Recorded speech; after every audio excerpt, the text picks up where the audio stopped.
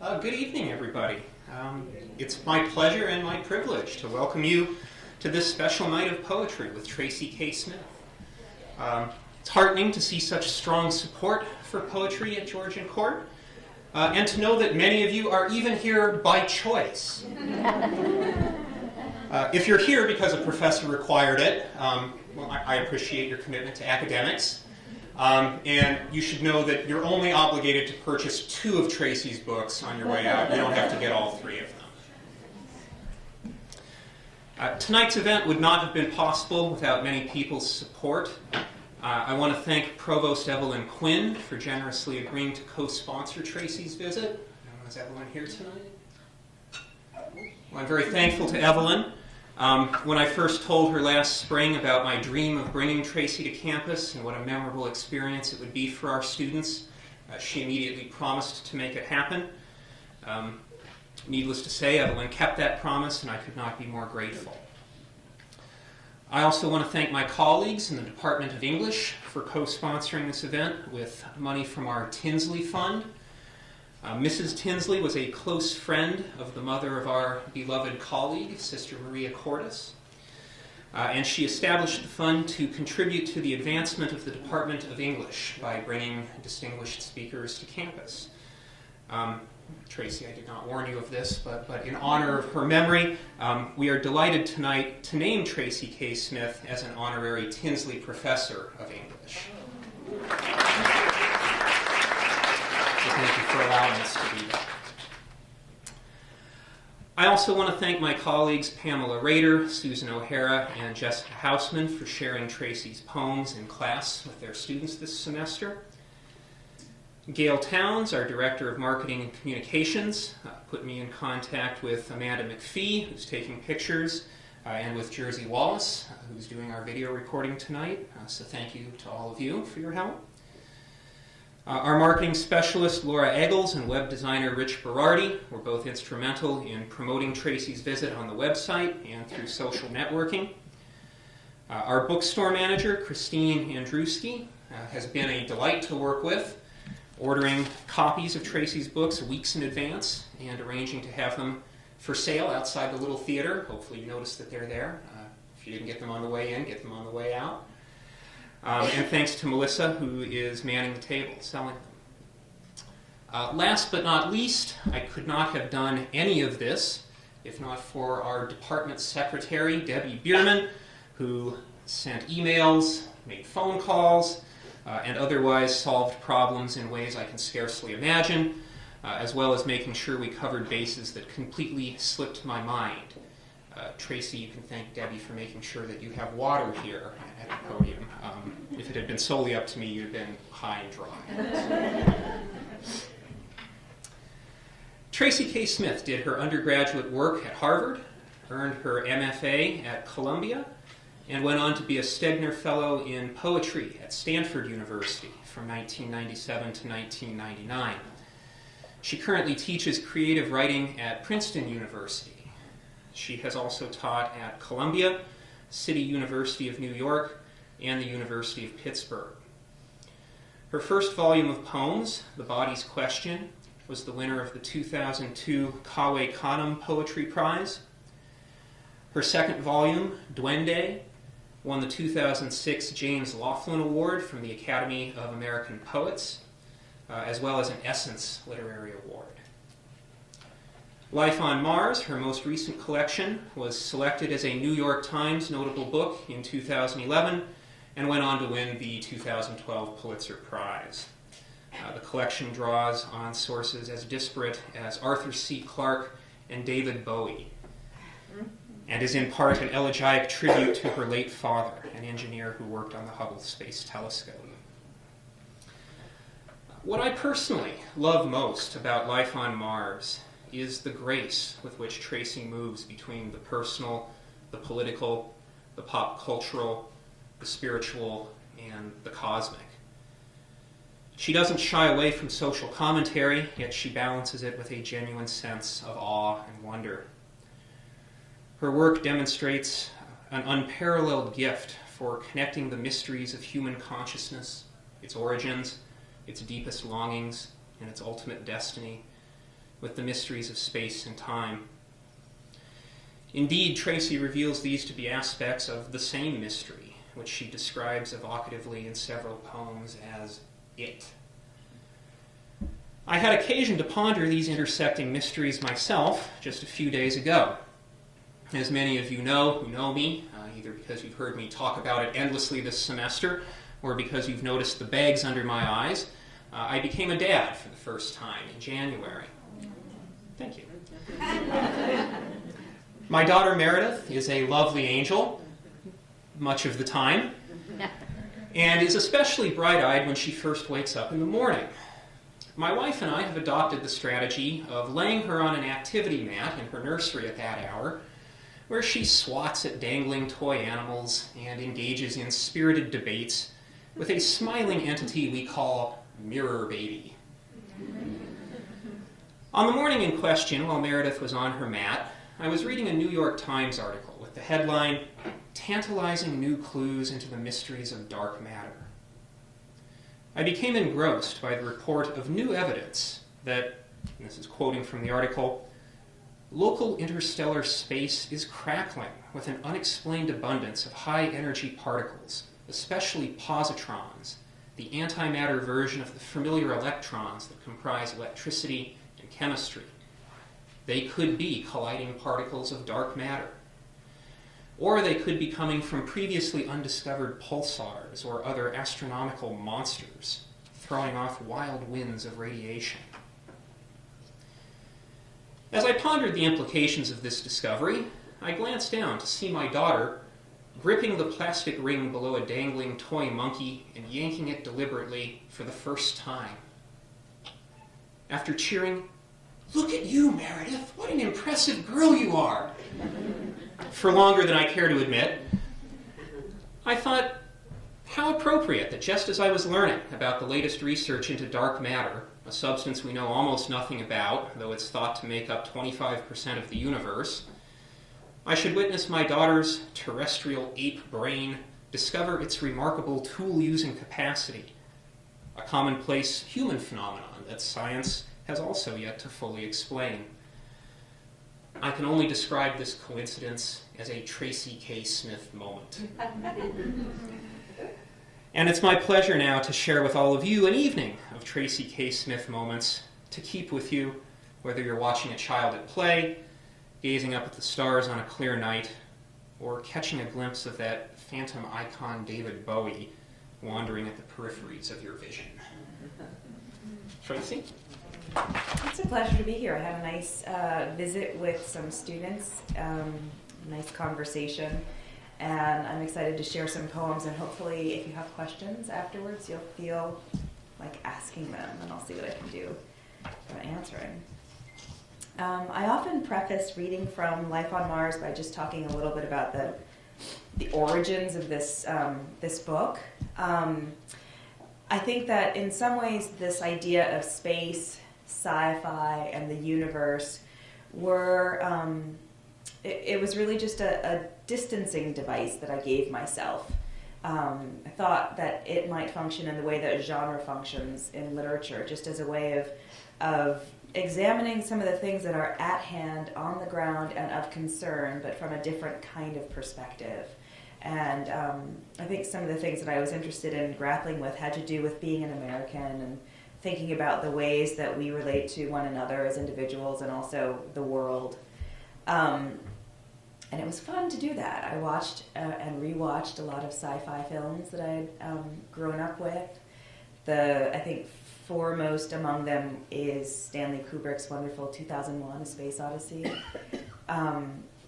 And then some less majestic sci-fi films, many of which starred Charlton Heston. And then my father became somewhat unexpectedly ill and passed away, and I realized that this device that I had very deliberately chosen was going to be really helpful to me in thinking about grief and loss and figuring out how to say goodbye to him, because if there's anything that seems as remote and unknowable and mysterious and far-reaching as space, it's loss and death. And so I felt very grateful suddenly for this somewhat artificial framework, because it allowed me to articulate some of the questions that I had and to figure out different ways that to feel like I was saying goodbye to him. So those are some of the things that you will hear running through these poems. And then there's a little David Bowie. Maybe we'll get to that.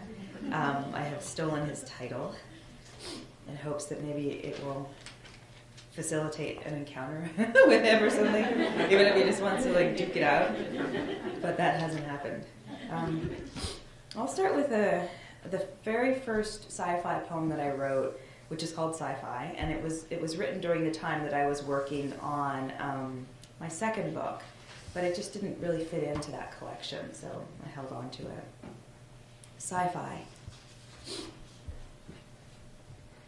There will be no edges, but curves, clean lines pointing only forward.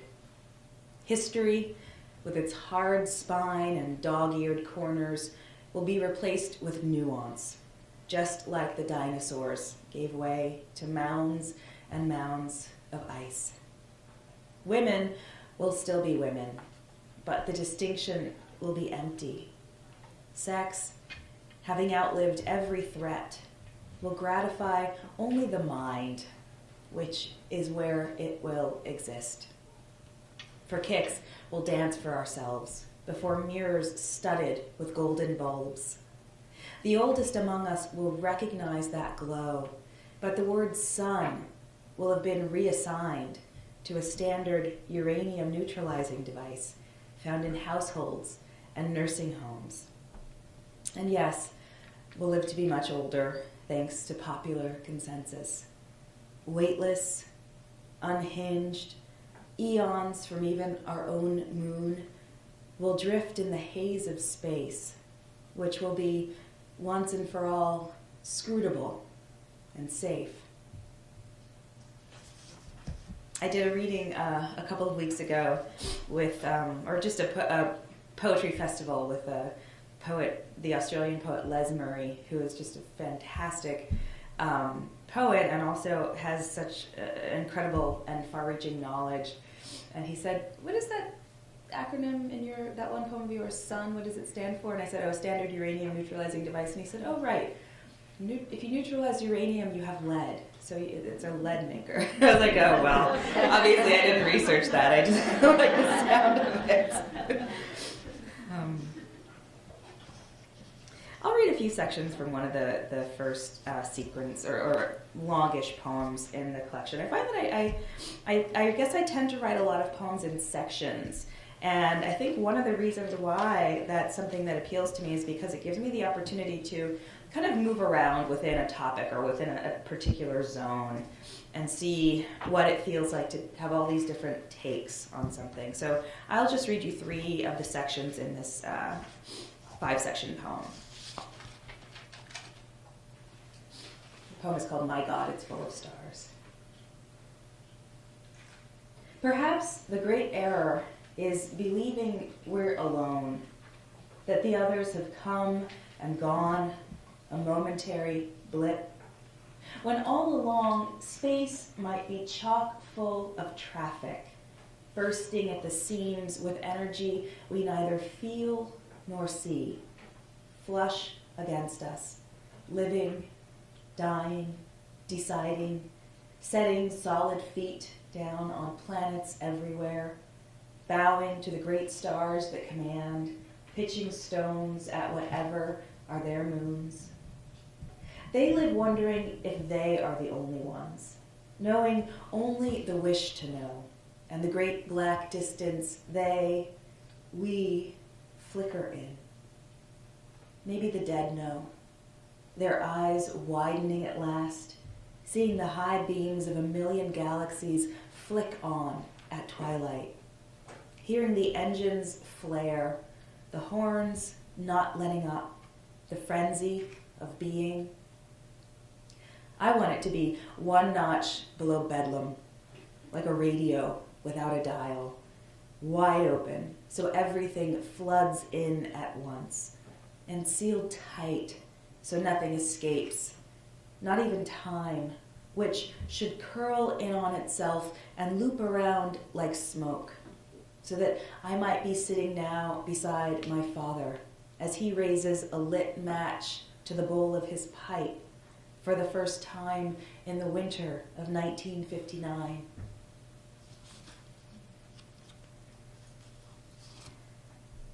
Charlton Heston is waiting to be let in. He asked once, politely, a second time with force from the diaphragm. The third time, he did it like Moses, arms raised high, face an apocryphal white, shirt crisp, suit trim. He stoops a little, coming in, then grows tall. He scans the room. He stands until I gesture, then he sits. Birds commence their evening chatter. Someone fires charcoals out below. He'll take a whiskey if I have it, water if I don't. I ask him to start from the beginning, but he goes only halfway back. That was the future once, he says, before the world went upside down. Hero, survivor, God's right-hand man. I know he sees the blank surface of the moon, where I see a language built from brick and bone. He sits straight in his seat, takes a long, slow, high thespian breath, then lets it go. For all I know, I was the last true man on this earth. And may I smoke. The voices outside soften. Planes jet past, heading off or back. Someone cries that she does not want to go to bed. Footsteps overhead. A fountain in the neighbor's yard babbles to itself, and the night air lifts the sound indoors. It was another time, he says, picking up again. We were pioneers. Will you fight to stay alive here, riding the earth toward God knows where? I think of Atlantis, buried under ice, gone one day from sight. The shore from which it rose, now glacial and stark. Our eyes adjust to the dark.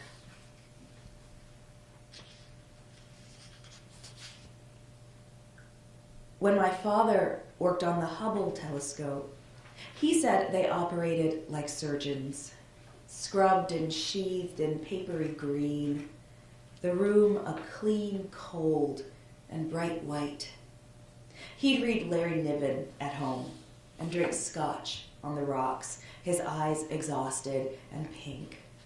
These were the Reagan years, when we lived with our finger on the button and struggled to view our enemies as children. My father spent whole seasons bowing before the oracle eye, hungry for what it would find.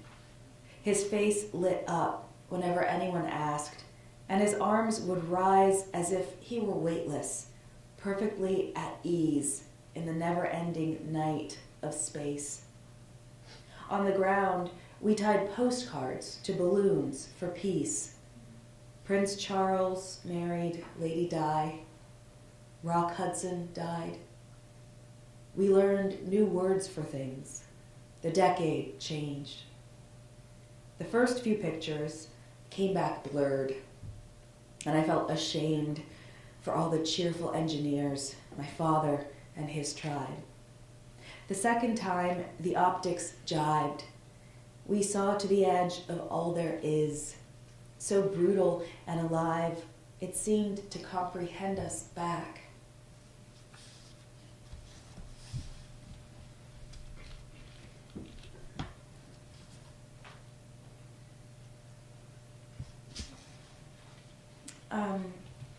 I mentioned that, well, I was talking, I guess, maybe about thinking about space as a distancing device through which to think about life in America on the ground. And I know that that was one of my intentions, but then it struck me as preposterous after I had been writing poems, realizing that I was imagining the universe as American space, which is just crazy. Although there's a lot of space junk, I guess, and a lot of branding out in space, so we've made our mark. But I'll read a couple of poems that are really American poems for me, I think. This is called The Universe is a House Party. The universe is expanding. Look, postcards and panties, bottles with lipstick on the rim, orphan socks and napkins dried into knots. Quickly, wordlessly, all of it whisked into file with radio waves from a generation ago, drifting to the edge of what doesn't end, like the air inside a balloon. Is it bright? Will our eyes crimp shut? Is it molten, atomic, a conflagration of suns? It sounds like the kind of party your neighbors forget to invite you to. Bass throbbing through walls, and everyone fudding around drunk on the roof. We grind lenses to an impossible strength, point them toward the future, and dream of beings we'll welcome with indefatigable hospitality. How marvelous you've come. We won't flinch at the pinprick mouths, the nubbin limbs. We'll rise, gracile, robust, mi casa es su casa, never more sincere. Seeing us, they'll know exactly what we mean. Of course it's ours. If it's anyone's, it's ours. And this next poem, I read, I mean, it was written a while back, but I read it with a photographer, at an event I did with a photographer back in the fall.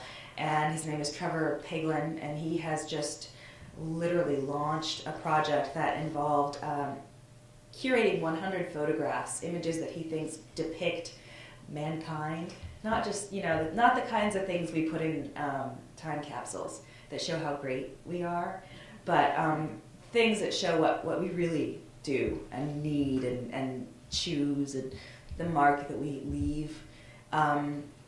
So these 100 images have been drilled into, or etched, I guess, into this gold disc that has been drilled to the side of a satellite. It's a satellite that is in orbit providing cable TV to many of us. And it's something that, because of the math of whatever, it'll be in orbit for about 2.5 billion years. So these images, he is wagering, will outlast human civilization as we now know it, and maybe even the planet itself. Certainly cable TV, but the service, rest assured, the service will still be up there. So this poem really seems now to represent all of that to me. It's called The Museum of Obsolescence. So much we once coveted, so much that would have saved us, but lived instead its own quick span, returning to uselessness with the mute acquiescence of shed skin. It watches us watch it, our faulty eyes, our telltale heat, hearts ticking through our shirts. We're here to titter at the gym cracks, the naive tools, the replicas of replicas stacked like bricks.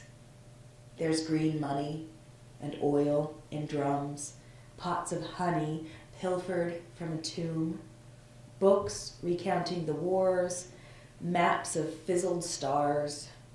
In the south wing, there's a small room where a living man sits on display. Ask, and he'll describe the old beliefs. If you laugh, he'll lower his head to his hands and sigh. When he dies, they'll replace him with a video looping on ad infinitum. Special installations come and go. Love was up for a season, followed by illness, concepts difficult to grasp. The last thing you see after a mirror, someone's idea of a joke, is an image of the old planet taken from space. Outside, vendors hawk t-shirts, 3 for $8. Do you remember that a character that Lily Tomlin used to do where she would sit in a really big chair? And I feel like I sound like that character right now. I'm so sorry. I'm congested or something. Allergies. This is a real Tracy Caseback moment. It's not the other stuff that you're talking about. It's just like my nose. So one of the other, I'm still in the first section of this book, but I'll finish with one poem that kind of brings that idea of it that Russ was talking about. So there are all these things that, you know, the book is pondering. This, like the mystery. Sometimes it's God, sometimes it's something else, and it's always or often it. So I thought I needed to kind of identify that or just acknowledge that. So this poem is called It and Company. We are a part of it, not guests. Is it us or what contains us? How can it be anything but an idea? Something teetering on the spine of the number I. It is elegant, but coy. It avoids the blunt ends of our fingers as we point. We have gone looking for it everywhere. In Bibles and bandwidth, blooming like a wound from the ocean floor. Still, it resists the matter of false versus real. Unconvinced by our zeal, it is unappeasable. It is like some novels, vast and unreadable.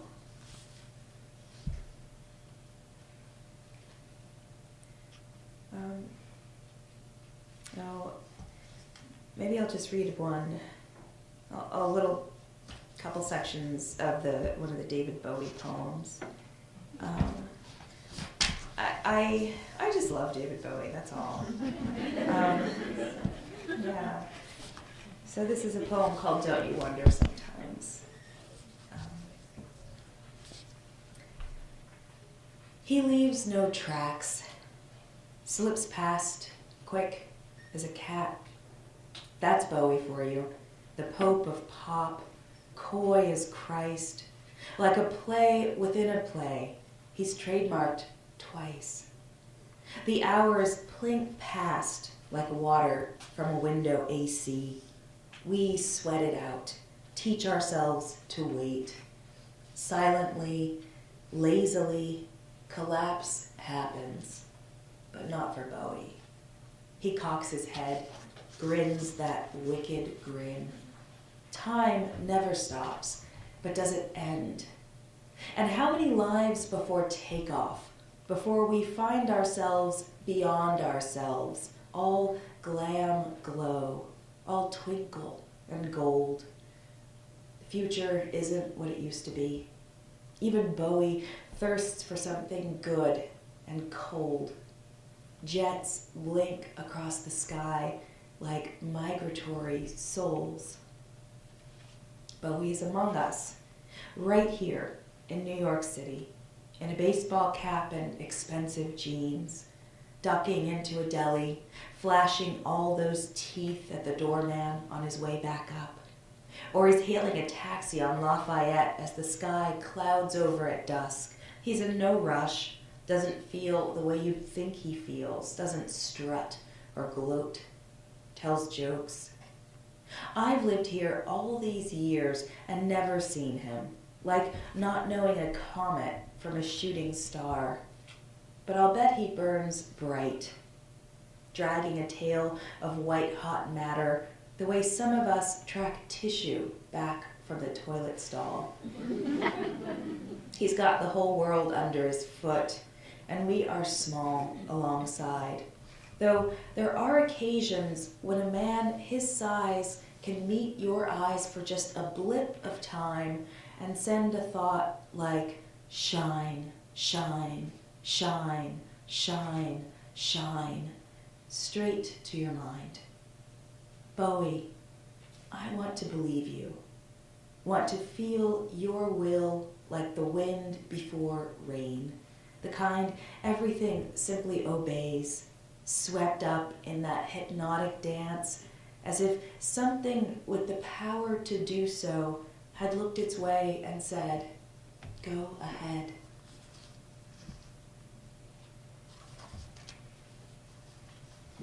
I'll read a couple of elegies for my father. There's a sequence called The Speed of Belief.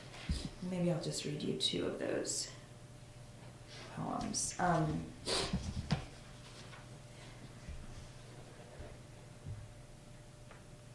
Probably he spun out of himself and landed squarely in that there, his new body capable, lean, vibrating at the speed of belief.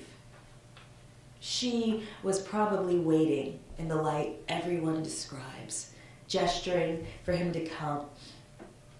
Surely they spent the whole first day together, walking past the city and out into the orchards where perfect figs and plums ripen without fear. They told us not to go tipping tables looking for them, not even to visit their bodies in the ground.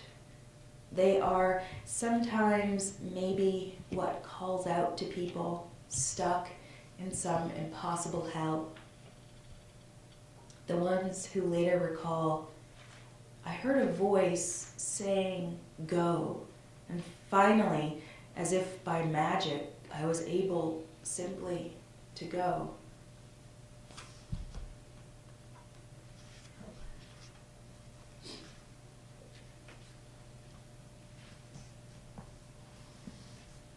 There was an image of a tiger in a magazine that I saw not too long after my father's death, and I was mesmerized by it, and I really felt like it looked like my dad. So that's what this poem is kind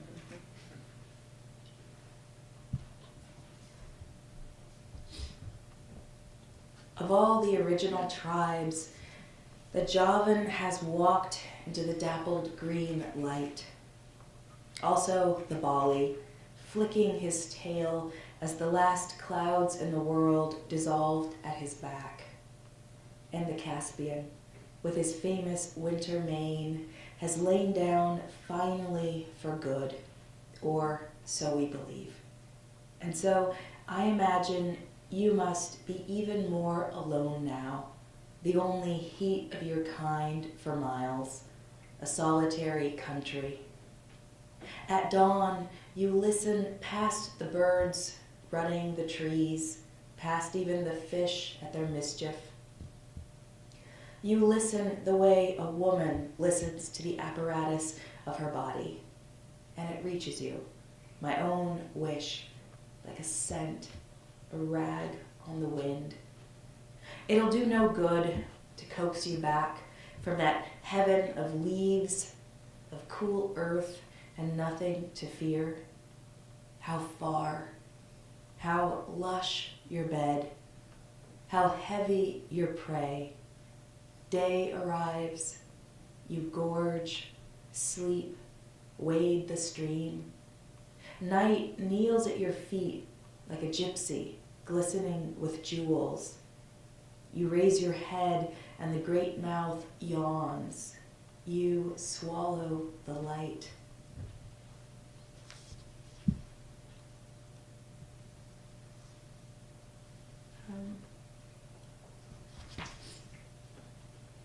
So I think I'll read the title poem. And I mean, maybe just because Russ mentioned dark matter, and ostensibly that's what this poem is thinking about, although it's pretty easy to tell that what I'm thinking about is something not scientific, really. I'll just preface it by saying I was thinking in a lot of different directions. This is a poem that's written in, I think, 8, 9 sections, brief sections. They're thinking in different directions, some of which are were recent news events. So there's a little Abu Ghraib reference here. There's a reference to what I was imagining as a victim of civil war in Darfur, but it could be anywhere.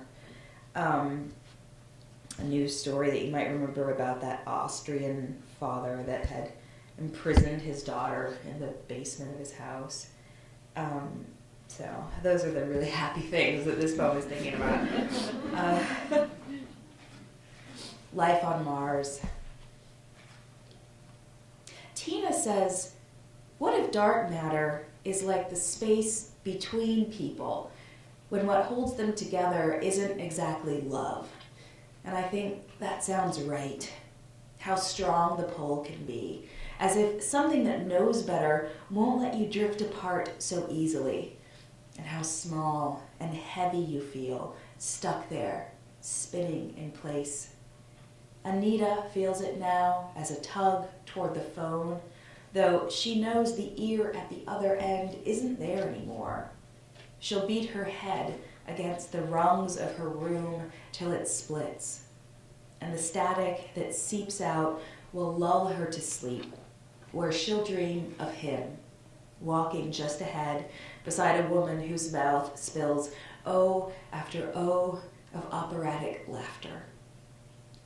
But Tina isn't talking about... Oh, so sorry. I sound crazy. But Tina isn't talking about men and women, what starts in our bodies and then pushes out toward anywhere once the joy of it disappears. She means families. How two sisters say, can see one another, stop hearing the same language, scalding themselves on something every time they try to touch. What lives beside us, passing for air? Last year, there was a father in the news who kept his daughter locked in a cell for decades. She lived right under his feet, cooking food, watching TV. The same pipes threading through his life led in and out of hers. Every year, the footsteps downstairs multiplied. Babies wailing through the night, kids screaming to be let outside. Every day, the man crept down into that room, bringing food, lying down with the daughter who had no choice, like a god, moving through a world where every face looked furtively into his, then turned away. They cursed him to his back. He didn't hear. They begged him for air, and all he saw were bodies on their knees. How close that room, what heat. And his wife upstairs, hearing their clamor underfoot, thinking the house must just be settling into itself with age. Tina says dark matter is just a theory, something we know is there but can't completely prove. We move through it, bound, sensing it snatch up what we mean to say and turn it over in its hands like glass sifted from the sea. It walks the shore, watching that refracted light dance back and forth before tossing whatever it was back to the surf. How else could we get things so wrong, like a story hacked to bits and told in reverse? He grabbed my blouse at the neck. All I thought was, this is my very best, and he will ruin it. Wind, dirt, his hands hard on me. I heard the others jostling to watch as they waited for their turns. They were not glad to do it, but they were eager. They all wanted to and fought about who would go first. We went to the cart where others sat waiting. They laughed, and it sounded like the black clouds that explode over the desert at night. I knew which direction to go from the stench of what still burned. It was funny to see my house like that, as if the roof had been lifted up and carried off by someone playing at dolls. Who understands the world, and when will he make it make sense, or she? Maybe there's a pair of them, and they sit watching the cream disperse into their coffee like the A-bomb. This equals that, one says, arranging a swarm of coordinates on a giant grid. They exchange smiles. It's so simple. They'll be done by lunchtime. We'll have the whole afternoon to spend naming the spaces between spaces, which their eyes have been trained to distinguish. Nothing eludes them, and when the nothing that is something creeps toward them, wanting to be felt, they feel it. Then they jot down equation after equation, smiling to one another, lips sealed tight. Some of the prisoners were strung like beef from the ceilings of their cells. Gus was led around on a leash, dragged. Others were ridden like mules. The guards were under a tremendous amount of pressure. Pretty disgusting. Not what you'd expect from Americans. Just kidding. I'm only talking about people having a good time, blowing off steam. The earth beneath us, the earth around and above, the earth pushing up against our houses, complicit with gravity, the earth ageless, watching us rise and curl, our spades, our oxen, the jagged lines we carve into dirt, the earth nicked and sliced into territory, hacked and hollowed, stoppered tight, tripwire, the earth ticking with mines, patient, biding its time, the earth floating in darkness, suspended in spin, the earth gunning it around the sun, the earth we ride in disbelief, the earth we plunder like thieves, the earth caked to mud in the belly of a village with no food, burying us, the earth coming off on our shoes. Tina says we do it to one another every day, knowing and not knowing. When it's love, what happens feels like dumb luck.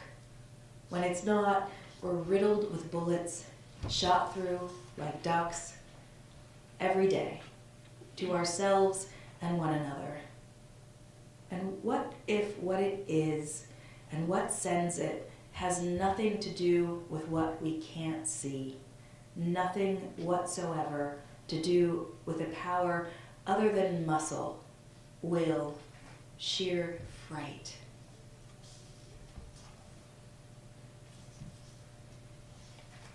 It's time to shift gears here. I think I'll read you a couple of poems that are happy. This is called The Good Life. When some people talk about money, they speak as if it were a mysterious lover who went out to buy milk and never came back. And it makes me nostalgic for the years I lived on coffee and bread, hungry all the time, walking to work on payday like a woman journeying for water from a village without a well. Then living 1 or 2 nights like everyone else on roast chicken and red wine.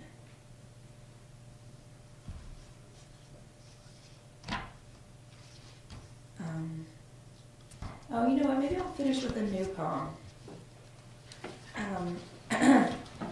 This is called, thank you. It's gotten that bad. You want me to blow my nose? No discreet way to do that, I guess. I'm sorry. Thank you. Well, I'll just pretend I'll go with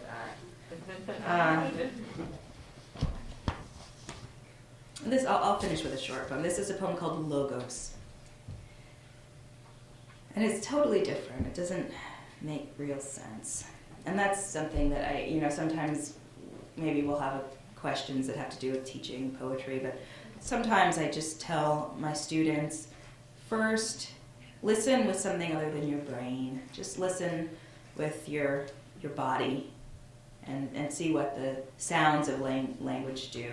And then, if there's time, read it or listen again and see what else the poem shows you about how to hear it. But you'll just get one shot with this one. That's called Logos. Safe in the light along the bank, being in believing. No name, only being. On the bank, radiant and blank, safe, watching and seeing. On the brink of the light, blank, no blame in being. Waiting, then breathing in being, seeing, singing. Let my voice cease being. On the banks along that brink, after the blaze of knowing, that singing. Thank you.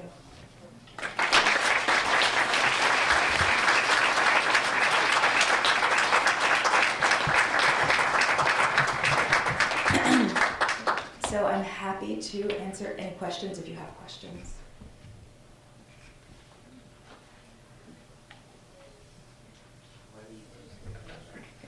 Do you ever just have a line of poetry, just words that you really like together, and you write them down, and you just say, someday I'm going to make a poem out of that? Oh yeah, absolutely. Well, I was talking today in the class, and there's a poem in this book called Cathedral Kitsch, and it starts with the line, "Does God love gold?" And it was just a line that came to me. I was, a tourist looking at a lot of cathedrals and seeing a lot of gold, and that was a line that I wrote down, and then I was able later to go back and see where it led. So yeah, I try and trust those things, because sometimes I think that the real heart of a poem is something that maybe doesn't make a direct or obvious kind of sense. And usually those are the things that just kind of come to you out of nowhere. So, yeah. Your poem's so nice. What was the soul meaning behind it? Soul meaning. Well, it's a poem that's thinking about three different things. One little thing is the New York Times print edition got a little bit smaller. It happens every few years. It's I guess a sign of online being more important. So the print edition got a little smaller. But that was around the same time that elections were being held in Iran in 2009. And that was the same time that there were a lot of stories about geese threatening passenger planes. And so there was this plan to gas geese, euthanize geese, to try and make the airspace safer. So those three things, which are pretty much on the surface of the poem, are really what the poem is contemplating. And I thought it would be fun to see what would happen if they spoke to one another and we cycled through. And so there's a moment where the geese are, described as terrorizing JFK, which I think is a verb that is not goose-like, but that seems, to come from the sense of political terror that we live in, and this idea of threat that we've kind of taught ourselves to expect at every turn. And then the geese are being killed. There's a line, the Times reported 19 dead today, but it's really a line about 19 people protesting in Tehran, protesting the election outcome, having been killed. So I was just playing with the different weight of those different stories. I don't think poems always have to have one single meaning. Because I don't believe that poets sit down and say, I know the answer to this thing, and I'm going to make a riddle so the world can try and figure it out. Usually what happens is a poet has something in the ear, like one of those phrases, or has something that is more like a question. And the poem is really a process of exploring that question from different directions. And sometimes different things announce themselves as important. But a poem this is like a really bad way of paraphrasing Archibald MacLeish, but a poem doesn't have to mean so much as be. So the poem enacts certain kinds of moves and creates a mood, raises ideas, and has an effect, and that's what a poem means. Besides Bowie, where else do you find inspiration from other musicians? Are there any other musicians that you find inspiration from? Yeah. Bowie? I was going to read a couple of poems from my second book, but I just didn't. But in that book, there's an elegy for the flamenco singer Camarón de la Isla, and there's a poem imagining Frank Zappa coming to my family reunion, just because I like Frank Zappa a lot, and there was a period where I was listening to a lot of his music and thinking about how unlikely a Frank Zappa fan I look like, this black woman. But then I was thinking, but my whole family is crazy and, zany, and there's a way that Frank Zappa would fit right in. So that was a poem that I kind of wanted to try and write. So, but I feel like everything is invited in. I get inspiration from a great many different sources, including the news, including, film is here, but also other poems, and my own experiences kind of perplex me enough that sometimes I need to write about them. I was wondering if you ever felt entranced when you were writing, when you were reading a poem about your father, the image that your father came to you through the picture of the tiger. It felt like you were entranced, as you said, with the tiger's mouth swallowed the sun, or. Mm-hmm. Yeah, I don't think it's really that, but it's what we hope for when you're writing, at least for me. Like, I feel like what I'm hoping I can do is surrender control enough and let something else that is nearby, and when I really think about it in non-hazy terms, I think that something else is the unconscious, let that start directing the poem. And so you have to really kind of surrender. And one way of doing that is to let sound take over, so that you're not thinking cerebrally all the time, but you're thinking in terms of sound and impulse, and then some things come in, or sometimes it's a matter of letting an image do some work and carry you forward in a poem, and the way that dreams are based on images. So yeah, it's not, I don't think I'm entranced, but I am trying to let other faculties do some of the work. Is there a question? Yeah. Yeah.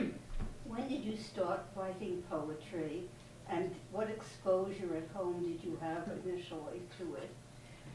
Well, as a kid, I thought I loved language, and was really encouraged to not just read poetry, but to read. And I would partly read, poems of Edgar Allan Poe or poems of Wordsworth, and not really care about what they meant, but just think about language, read these things aloud. And as I got older, I just imagined I would become a writer of some sort. And then when I was in college, I started reading contemporary poetry, and that became the language I was interested in speaking. And so I started, taking the poetry workshops and going to poetry readings and doing what felt like the legwork to kind of make that vocation happen for myself.